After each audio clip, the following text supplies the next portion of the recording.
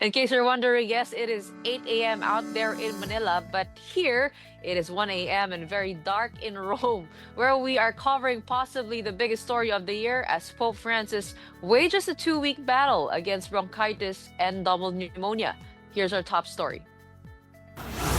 Pag-asa natin sa Diyos na siyang humihilom, ang Diyos na nagtagumpay laban sa karamdaman, sa kasalanan at sa kamatayan ay lumapit at humipo at magpagaling kay Pope Francis. Filipinos in Rome stormed the heavens with prayers as Pope Francis got off on a rocky weekend. Several Pinoy priests and laymen came together Sunday afternoon to offer a special mass and a holy hour of prayer for the ailing 88-year-old pontiff who had a sudden worsening of his respiratory condition over the weekend. On his 14th day at the Gemelli Hospital, Pope Francis experienced a setback in his recovery with an isolated episode of bronchospasm that led to a coughing fit and the Pope inhaling vomit. He was immediately subjected to aspiration to clear his airways and was put on a non-invasive mechanical ventilator to help him breathe.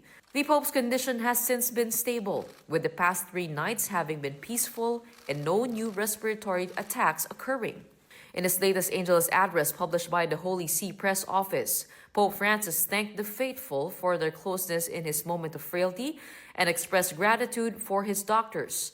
Even in his moment of personal suffering, Pope Francis took time to remind everyone to continue praying for peace and remember those tormented in Ukraine and other troubled spots around the world. The tightly knit Filipino community got together yesterday at the Basilica del Sacre Cuore to offer a mass and prayers for the pontiff's continuing recovery. Ang Basilica de Sacro Cuore ang tahanan ng oldest community ng mga Pilipino dito sa Roma. At dito rin sa simbahan kung saan huling nagmisa si Don Bosco, buhay na buhay ang boses, diwa at dasal ng mga Pilipino para sa Santo Papa. Leading the celebration for the Filipino community was none other than Cardinal Luis Antonio Tagle, said to be one of Pope Francis's favorite cardinals. The power and working of the Holy Spirit, you give life to all things and make them holy, and you never cease to gather a people to yourself. And speaking of favorite, it is no secret that Pope Francis is close to the hearts of Filipinos as well. He do lots of things. He reached to everyone. Nung like here also, he touched my hand. Tayo yung sa lahat ng migrants sa buong mundo, tayo ang mahal na mahal ni Pope Francis.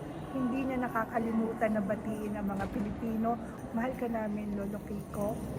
Mga Pinoy, since very close si Pope Francis sa atin, malungkot, and at the same time hopeful na gumaling siya. No? And every day there's that rosary at the Vatican, and many of our Filipino kababayans are participating in that prayer for him. Well, it seems some prayers have been granted. Just this morning, doctors say that they have discontinued mechanical ventilation, but they continue to monitor the complex situation with the prognosis still remaining guarded.